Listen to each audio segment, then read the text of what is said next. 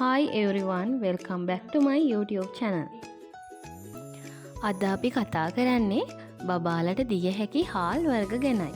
විශේෂයෙන්ම මාස 6න් පස්සේ අමතර ආහාර පටන් ගන්න බබාලගේ අම්මලාට මේ වීඩියෝ එක ගොඩාක් ප්‍රයෝජනවත් වෙයි. මුලින්ම අපි මතක් කරන්න ඕන හැම බබෙක්ම වෙනස්. ඒ නිසා අලුත් ආහාරයක් දෙනකොට ටිකෙන් ටික පටන් ගන්න. බබාට අසාත්මිකතා හෝ වෙනත් ගැටලුවක් තිබේ නම් වෛද්‍ය උපදෙස් ලබාගෙන ආහාර ලබා දෙන්න. පළවෙනි හාල් වර්ගයේ තමයි සුදු කැකුළු හාල්. මේක බබාලට පහසුවෙන් ජීර්ණය වෙනවා. මාස 6න් පස්සේ කැඳක් හෝ හොඳින් තම්බා පොඩි කර දෙන්න පුළුවන්. ආරම්භක ආහාරයක් ලෙස ගොඩාක් අම්මලා මේක තෝරනවා. දෙවැනි හාල් වර්ගයේ තමයි රතු කැකුළු හාල්. රතු කැකුළු හාල් වල තන්තු සහ යකඩ වැනි පෝෂක ද්‍රව්‍ය වැඩිපුර තියෙනවා. මාස 8ට වඩා ලොකු බබාලට හොඳින් තම්බලා මෘදු කරලා දෙන්න පුළුවන්.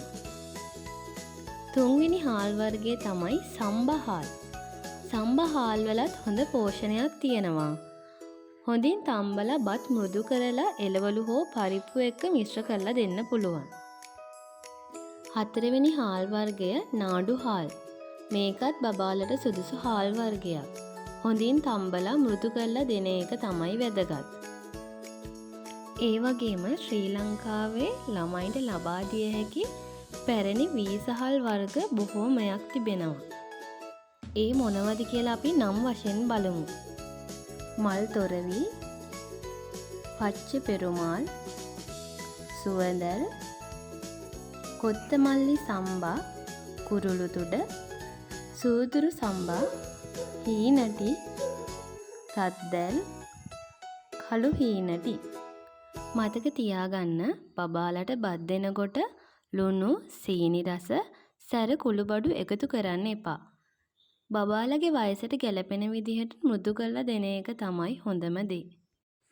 අද වීඩියෝ එක ඔයාලට ප්‍රයෝජනවත් නම් ලයික් කරන්න, ෂෙයා කරන්න.